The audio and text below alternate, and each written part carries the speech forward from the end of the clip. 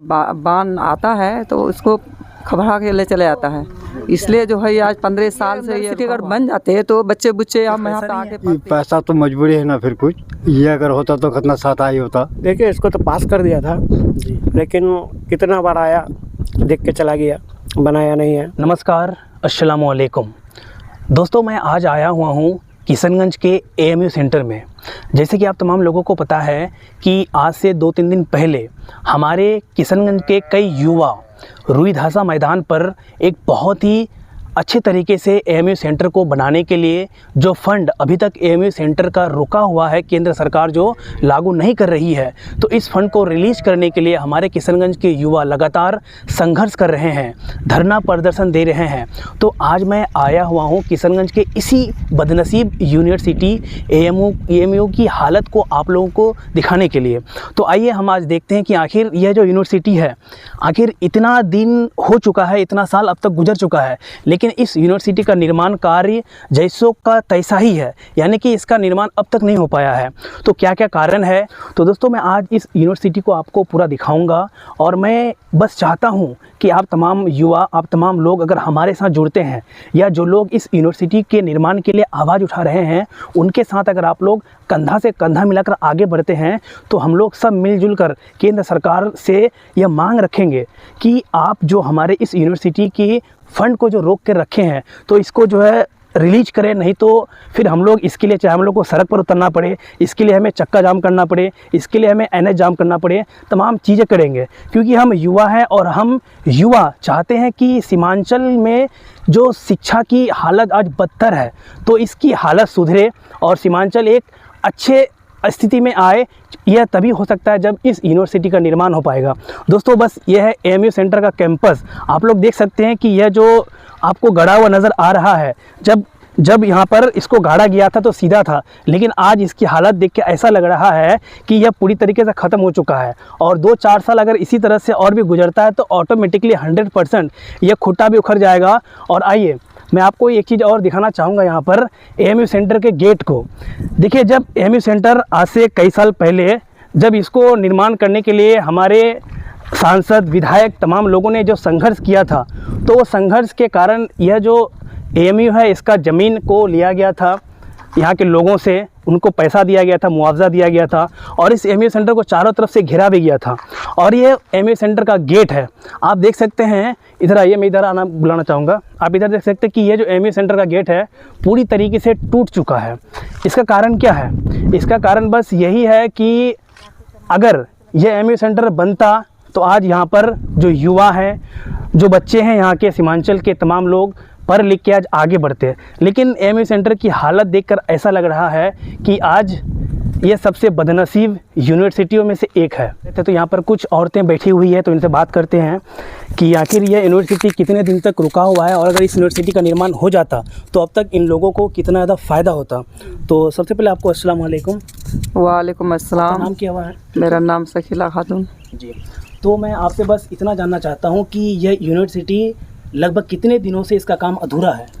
ये तो उनको पता यही लगता है कि करीब 10-15 साल हो गया। जी। हाँ, ये बाउंड्री घेरते हुए है ना, जब बान आता है तो उसको खबरा के ले चले आता है। इसलिए जो है आज 15 साल से ये रुका हुआ है यहाँ पे। और मैं आपसे जानना चाहता हूँ कि अगर यह यूनिवर्सिटी बन जाता तो अब तक यहाँ की जो हालत है किस तरह से सुधर सकता था या आपको कितना फ़ायदा होता?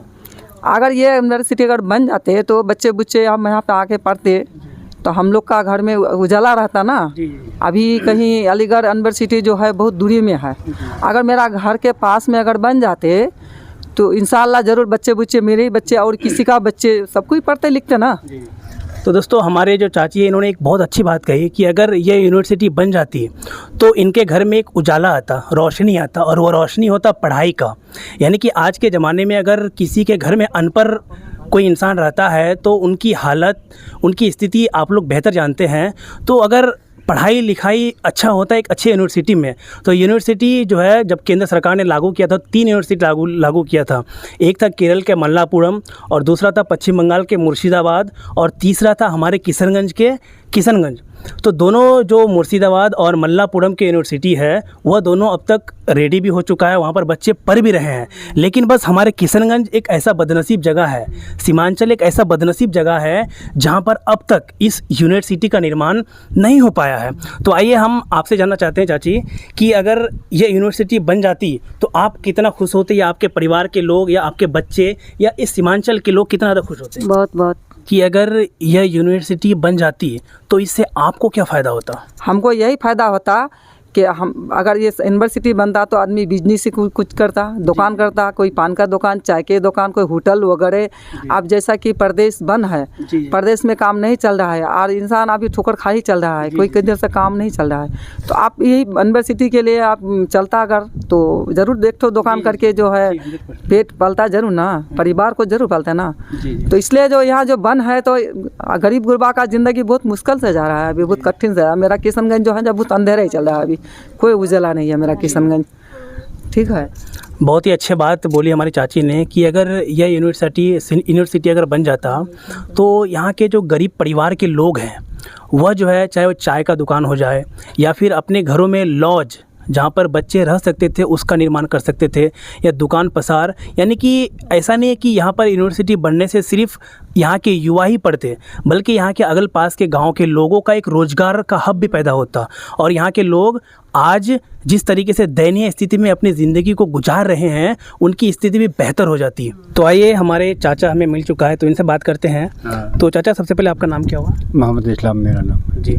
तो मैं आपसे चाचा जानना चाहता हूँ कि यह यूनिवर्सिटी कितने दिनों से इसका काम रुका हुआ है? जब से ये मुद्दा उठा उसी टाइम से ये बना हुआ ऐसे पड़ा हुआ है ये। जी, यानी कि जैसे चाचा बोल रहे हैं कि जब से मुद्दा उठा है हाँ। तब से इसका निर्माण कार्य अधूरा है। तो चाचा यानी कि लगभग अब तक जो है 10 सालों से इसका काम रुका हुआ है। जी, तो अगर क्या आप चाहते हैं कि यूनिवर्सिटी बने? ये वहाँ डांगी स्वागी वाला अलीगढ़ यूनिवर्सिटी से पहले इसको ये पहले बनना था जी, ये छोड़ दिया, उसको बना दिया, ये ऐसे छोड़ दिया, ऐसे कितना पैसा लगाया, कितना बर्बाद हो गया, ये सब कोई काम में नहीं। यानी कि चाचा का कहना है कि यहाँ से जब 3 यूनिवर्सिटी लागू हुआ था तो कई यूनिवर्सिटी का निर्माण हो चुका है, लेकिन जो AMU सेंटर किशनगंज है इसका निर्माण कार्य अधूरा है। तो आप सरकार से क्या मांग करना चाहते हैं? इसको बनाना चाहते हैं सरकार से। हमारे चाचा का मांग है कि इस यूनिवर्सिटी का निर्माण हो सके। जी, तो आप इसका निर्माण क्यों कराना चाहते हैं?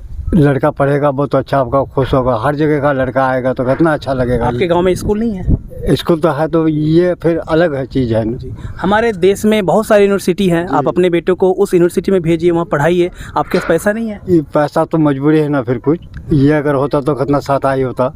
जैसे कि चाचा कह रहे हैं कि स्कूल गांव में है, लेकिन स्कूल तक की पढ़ाई तो लिमिट नहीं है। हमको अगर कॉलेज की पढ़ाई करनी है, अच्छा कोर्स करना है, अच्छा डिग्री हासिल करना है, तो उसके लिए हमें एक अच्छे यूनिवर्सिटी में दाखिला लेना जरूरी होता है। लेकिन हमारे इस इलाके के लोग बहुत ज़्यादा गरीब हैं, उनके पास उतना पैसा नहीं है कि वो बड़े बड़े यूनिवर्सिटी में भेज सके या दूर अपने बच्चों को पढ़ाई करने के लिए भेज सके।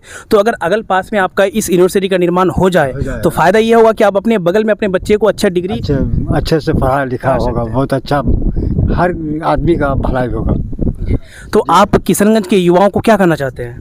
इसको बनाइए नहीं, यही मांग है हम लोगों का। जी, देखिए हमारा चाचा का बस यही मांग है कि हम तमाम जो किशनगंज वासी हैं अगर एकजुट होकर इस यूनिवर्सिटी के निर्माण के लिए आवाज़ उठाएं तो 100% इस यूनिवर्सिटी का निर्माण हो सकता है। तो भाई, आपका नाम क्या हुआ? सरफराज आलम।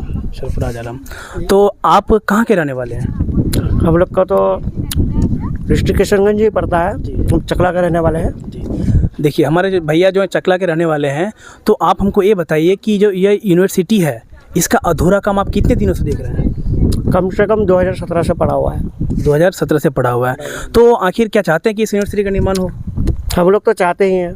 देखिए, हम लोग तो बहुत गरीब आदमी हैं, हम लोग कमाते खाते हैं। बात यह है कि ये बन जाएगा, बाहर से आदमी आएगा, कुछ इसके अंदर और प्राइवेट भी, सरकारी भी स्कूल बनेगा, तो जो गरीब आदमी है इसके अंदर पढ़ेगा तो आगे बढ़ेगा। जी, जैसे कि भैया का कहना है कि अगर यह यूनिवर्सिटी बन जाती है तो जो गरीब आदमी है उनके बच्चे यहाँ पर तालीम हासिल कर सकते हैं और वो अपने भविष्य को अच्छा बना सकते हैं, सुधार सकते हैं अच्छा तालीम हासिल करके।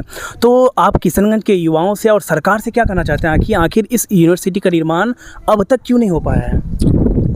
देखिए इसको तो पास कर दिया था जी। लेकिन कितना बार आया, देख के चला गया, बनाया नहीं है, बोलता बन जाएगा बन जाएगा। बनेगा तो हम लोग के लिए अच्छा होगा।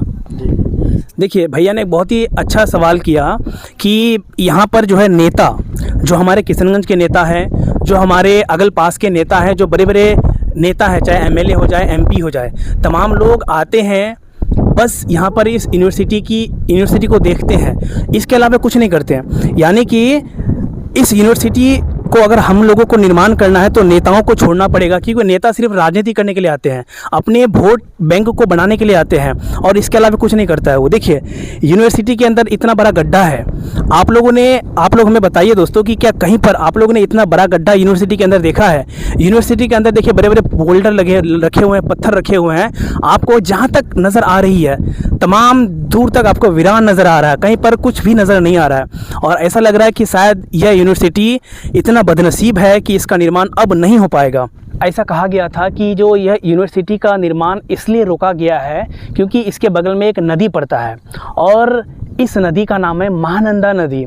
यानी कि बहुत सारे लोगों का और ख़ास करके हमारा जो एक बहुत बड़ा संस्था है क्लीन गंगा, उसका कहना है कि अगर इस यूनिवर्सिटी का निर्माण हो जाती है तो यहाँ पर यह नदी जो है प्रदूषित हो जाएगा। देखिए अच्छी बात है, अगर नदी प्रदूषित होती है तो हमें हमारे नदियों का हमें सुरक्षित भी रखना है, क्योंकि वाटर पानी हमारे जीवन का अहम हिस्सा है। लेकिन मेरा यह कहना है कि आज हमारे देश के बड़ी बड़ी फैक्ट्रियों का जो कचरा है वह कहाँ जाते हैं? वह नदियों में ही जाते हैं। हमारे देश में तमाम जो कचरा है वो तमाम कचरा को नदियों में ही डाला जाता है। तो आखिर यह यूनिवर्सिटी की अगर निर्माण हो जाती है तो यह नदी कितना गंदा होगा? उतना तो खास गंदा नहीं हो सकता है मेरे हिसाब से। देखिए यही नदी है जो आप देख रहे हैं, यही नदी है और इस नदी का नाम है महानंदा नदी। और दोस्तों यह नदी के कारण ही क्लीन गंगा जो है, जो अपना क्लीन चीट है वह नहीं दे रहा है और इस यूनिवर्सिटी का निर्माण अब तक नहीं हो पाया है। दोस्तों मैं बस इस रिपोर्ट को इसलिए आज तैयार कर रहा हूँ या बनाया हूँ क्योंकि मैं चाहता हूँ कि इस यूनिवर्सिटी का निर्माण हो जाए और अगर निर्माण होती है तो हमारे सीमांचल के युवा पढ़ लिख कर आगे बढ़ेंगे और हमारे सीमांचल के युवा अगर पढ़ लिख कर आगे बढ़ते हैं तो इससे हम सब के अंदर की जो खुशी है वो महसूस होगी और हम सब जो है हमारे सीमांचल जितना पढ़ा लिखा नहीं है, कितना पिछड़ा है, यह पिछड़ेपन से आज़ाद हो सकता है। तो दोस्तों आज का वीडियो बस यहीं तक था। अगर आपको हमारा वीडियो पसंद आए तो लाइक कर दीजिएगा, चैनल को सब्सक्राइब कर लीजिएगा। बहुत बहुत शुक्रिया इस वीडियो को देखने के लिए।